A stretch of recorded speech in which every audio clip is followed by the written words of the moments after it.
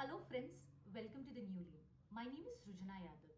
Today in this video, I would want to focus and throw some light on the farmer protest that is happening cutting across the country and specifically in Haryana and Punjab.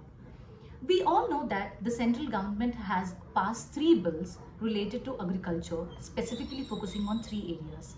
One is the agriculture marketing, two is the essential commodities, three is contract farming. Needless to say that agriculture forms one of the significant sectors of our economy. More than 60% of population in the country are dependent on agriculture, contributing to 17% of gross value added. This clearly shows that there is huge burden and there is huge sense of disguised unemployment that is related to agriculture sector.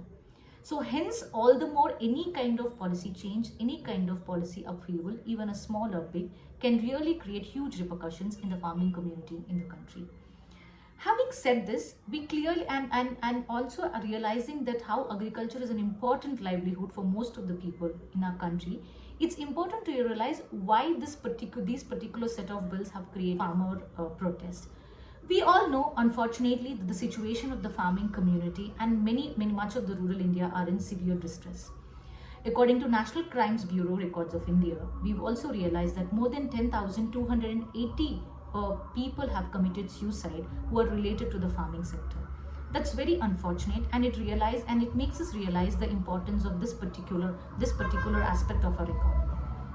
Again, having said this, the problem with these three bills is it raises certain questions.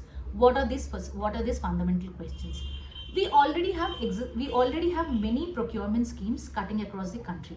What will happen to those procurement schemes? Two, we already have huge imbalances and huge differences in terms of agriculture market producing committees and their functioning. How are we going to converge that? And three, how are we going to improve the infrastructure for the farming community, whether in terms of transportation, whether in terms of having accessibility to the storage of foods? So we all also have realized that there is huge sense of mismatch in terms of downstream and upstream linkages related to agriculture, and that's where the farming community plays a huge problem. And other important facet that is more crucial in addressing the farmer distress is availability of funding and availability of infrastructure needs, not just during the production season but also post-production, in terms of having accessibility for the storage of food grains. And other important thing is, in the bill, that is a separate bill that mentioned, is about corporate farming. So there is a huge sense of fear, huge sense of insecurity among the farming community that this particular bill, which focuses on contract farming, can lead to huge corporatization in the agriculture sector, which might actually only benefit certain group of farmers, certain group of landholding community, stopping many farmers to have access to the existing things that they already have. This might actually push more farmers under distress and increase the existing rural distress. So now what can be done? What can be done is quite simple, and it's not about having a solution based understanding towards the issue, but a very experience based understanding. One is, agriculture is a state subject.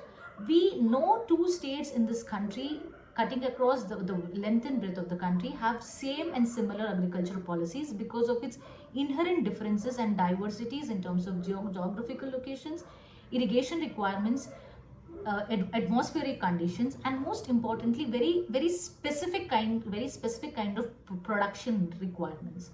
So from this farmer protest, what we realized is we need a very bottom-up, specific, targeted approach. We need to set up something like district coordination farmer welfare committees so that the grievances are addressed and there's completely decentralized mode of understanding the issues related to farming community and agriculture.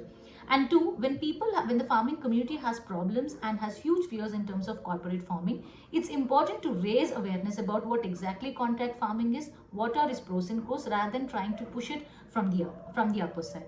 So through having a very holistic understanding of such issues and realizing the gravity of the situation related to the farmer distress, it's very important to build a larger narrative where many groups, pressure groups, social groups, academicians, agriculturalists, and consortium of farmer groups come together and discuss and debate, and then have a comprehensive policy, rather than having a top-down approach which is being pushed by this particular government or any particular government, it's always welcome to understand the cause from its roots. So I hope in this video we just touched upon the important facets of the farmer distress. Thank you very much.